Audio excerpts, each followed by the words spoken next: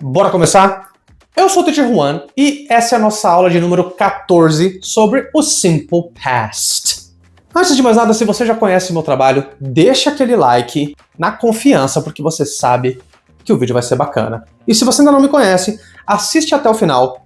Se você achar que esse vídeo foi válido, foi útil pra você, mas sim, você deixa um like, deixa um comentáriozinho, ativa o sininho ali para não perder nenhum vídeo do canal, beleza?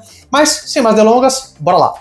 O Simple Past é um tipo de passado onde eu foco em uma ação que aconteceu em um tempo determinado, um tempo específico. Sabe-se quando essa ação aconteceu. Não precisa estar necessariamente na frase que você está dizendo, mas tem que estar num contexto estabelecido que é sabido quando isso ocorreu. Quer um exemplo? I went to the mall yesterday. Eu fui ao shopping ontem. Você sabe quando eu fui. Outra característica, essa ação já acabou. Eu fui ao shopping ontem. Já era. Essa ação já acabou. Ela não está em continuidade até agora. E ela também não tem nenhuma relação com o meu presente. Por que é importante frisar isso? Existem outros tempos verbais em inglês que também tratam de passado.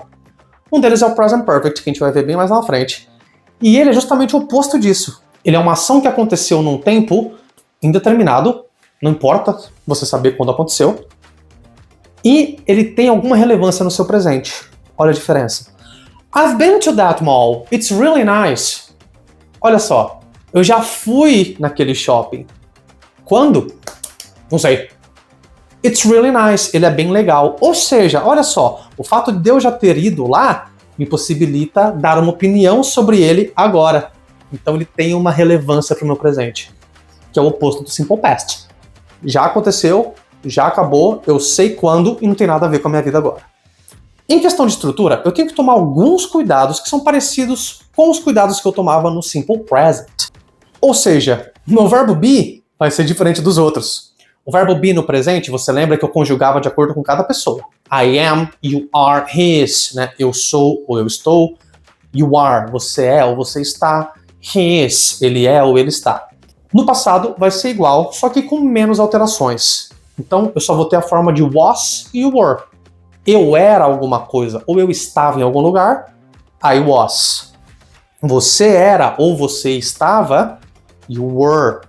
Ele era ou ele estava, he was. E assim por diante. She was, it was. E os plurais, we were, you were, they were. Assim como no presente também, o verbo be continua não trabalhando com auxiliares. Então, se eu for negar a frase, eu vou ter que negar o próprio verbo.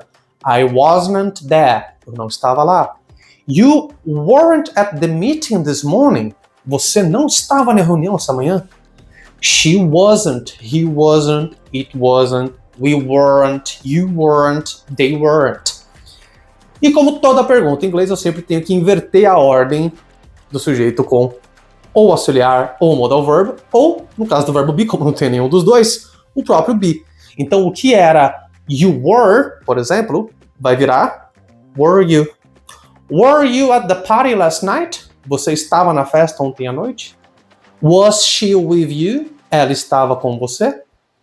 Were your brothers there? Seus irmãos, eles estavam lá? Were they there? Já com os outros verbos, assim como no presente, eu também vou ter o uso de auxiliares. E vai ser o mesmo auxiliar, o do. Lembra que no presente, quando eu não trabalhava com o verbo be, trabalhava com outro verbo qualquer, eu tinha que usar o auxiliar do, na negativa e na pergunta. Então, ó, eu trabalho todo dia, I work every day. Eu não trabalho aos domingos, I don't work on Sundays. Para fazer pergunta, você trabalha aos sábados? Do you work on Saturdays? E aí, quando eu precisava fazer alguma modificação, que era o caso do he, do she, do it, terceira do singular, que tinha a regra do S, lembra? She works. Na negativa, como eu tenho auxiliar, o verbo auxiliar está aqui para auxiliar. Então eu não mexo no verbo, mexo no auxiliar. Lembra que no presente era she doesn't work. Does she work? Aqui, quando eu tenho auxiliar, ou seja, na negativa e na pergunta, no passado, eu vou mexer no auxiliar. Então qual que é o passado do do? É o did. Ó, I do my homework every day. I did my homework last night. Eu faço minha lição todo dia, eu fiz minha lição ontem à noite. Então o do, ele além do verbo fazer, ele também é o nosso verbo auxiliar. Então se ele como auxiliar for pro passado, ele vira did. Eu não fui à festa ontem. I didn't go to the party yesterday. Olha só, meu verbo go, de ir, mantém inalterado. Por quê? Eu mexi no auxiliar. I didn't go. O verbo eat, comer. Eu não comi alguma coisa. I didn't eat. Se for pergunta, mesma coisa. Vou ter que inverter, mas eu só mexo no auxiliar. Ó. Did you go there? Você foi lá. Did you eat lunch? Você almoçou? Você comeu o almoço? Então onde você precisa tomar cuidado aqui? É na afirmativa. Porque aqui na afirmativa eu vou ter que mexer nos verbos. E no passado pode ser um pouquinho complicado, mas calma que eu vou te explicar de uma maneira bem tranquila pra você não esquecer nunca, ok? Eu tenho dois tipos de verbos aqui no passado. Os regulares e os irregulares. O que é um verbo regular? Se ele é regular, é porque ele segue uma regra. Que nesse caso é a regra do ed. Ou seja, para transformar um verbo no passado, eu vou acrescentar o ed apenas. Então, ó, o passado de work é worked. O passado de walk é walked. O passado de watch é watched. E assim por diante.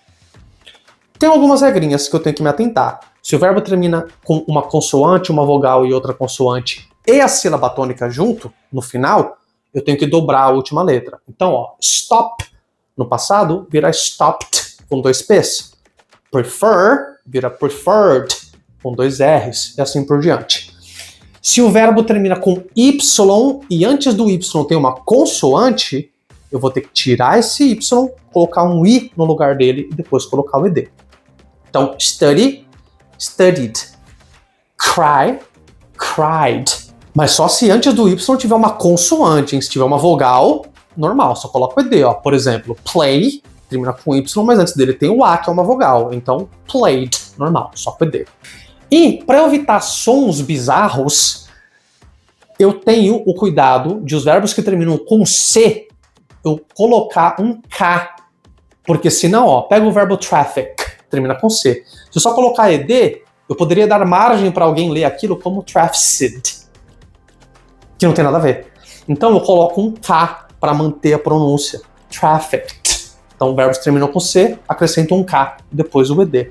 E verbos que já terminam com E, você só coloca o D, né? Então loved, hated, liked e assim por diante. Eu tenho também uma regrinha para pronunciar esse ED no final dos verbos. Então basicamente eu tenho 3 sons. Quando o meu verbo termina com a última consoante dele, T ou D, ou seja, hate, termina com E, só que a última consoante que eu tenho e o último som é o do T. Study, termina com Y, mas o último consoante que eu tenho é o D. Né? Wait, já termina com T. Ok? Nesses casos, a última consoante do verbo for um T ou um D, é o único caso onde eu vou ler o ED. O som do E em inglês é como mesmo? A, B, C, D, E, não é? Então, eat, hated, studied, waited, tasted. Sempre que você tiver unvoiced sounds, o que são esses unvoiced sounds? Basicamente, é quando você tiver um verbo que termina com o som do CH, aquele tch, o som do SH, aquele sh, o som do S, o som do X, o som do K, o som do P e o som do F. O ED vai ter um som de T. Ou seja, o E vai ser mudo e o D assume um som de T. Então, ó, work, worked. Olha só, eu jogo um som de T, ó. Work, worked. Walked, watched, washed. E presta atenção, hein? Eu disse que é quando o verbo termina com esses sons, não com essa grafia. Então, se eu pegar o verbo dance é D-A-N-C-E. Mas se eu pegar a transcrição fonética dele, você vai ver que é D-A-N-S. Você fala dance. Olha o som do S. Você não fala dance, você fala dance. Então vai entrar nesse caso também. Dance, danced. Outro caso parecido, lembra que eu falei do som de F? Não é só quando terminar com F. Se eu pegar o laugh, de gargalhar, ele termina com GH. Só que eu leio esse GH como um F, laugh. Então, o passado de laugh, laughed. Se o verbo termina com um som que não é nem a última consoante T ou D, nem esses sons que eu mencionei antes, aí sim você vai ter o som do D. Mas lembra? O E continua mudo. Então, ó, travel, traveled. Listen, listened. Só joga o D, ó. Listened. Cancelled. Loved. E assim por diante. Isso é tudo que você precisa saber sobre os verbos regulares. Agora a gente tem os verbos irregulares. Os verbos regulares, eles são ao mesmo tempo mais fáceis e mais difíceis. Mais fáceis por quê? Porque você não tem que lembrar de nenhuma regrinha específica como essa. Mais difíceis por quê? Porque não tem nenhuma regra, você simplesmente tem que memorizar o passado de cada um deles. Se você for na internet e procurar Irregular Verbs in English, você vai achar uma lista com 3 colunas. A primeira delas é a base form, o verbo sem mexer. Go, be, see, read, e assim por diante. A segunda é o nosso simple past, é o que a gente quer por agora.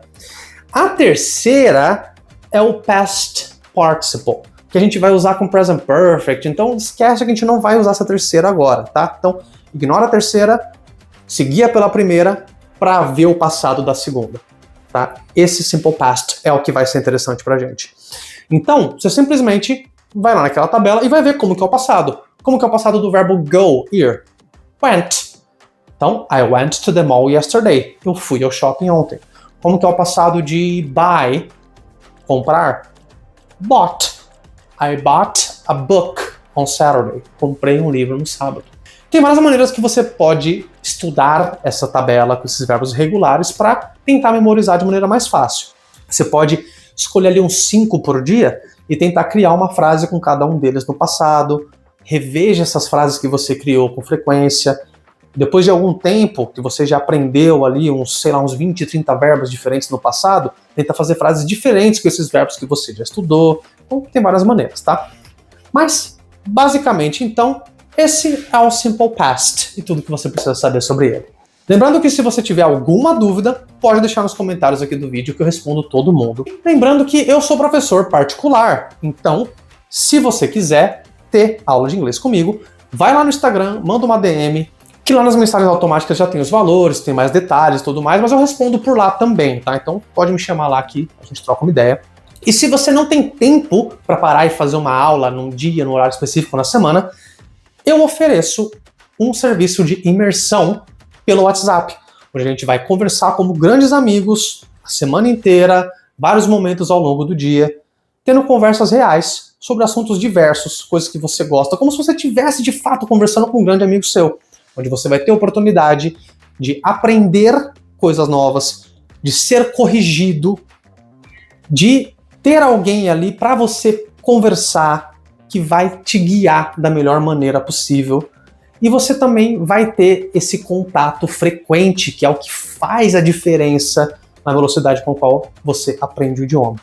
E se você é professor de inglês, não esqueça que lá no Hotmart tem o livro The Teacher's Awakening, onde eu compilei 20 anos de experiência como professor para ajudar você a ter aulas mais eficientes, eficazes e efetivas para o seu aluno aprender da melhor maneira possível e para você se destacar dos outros do mercado.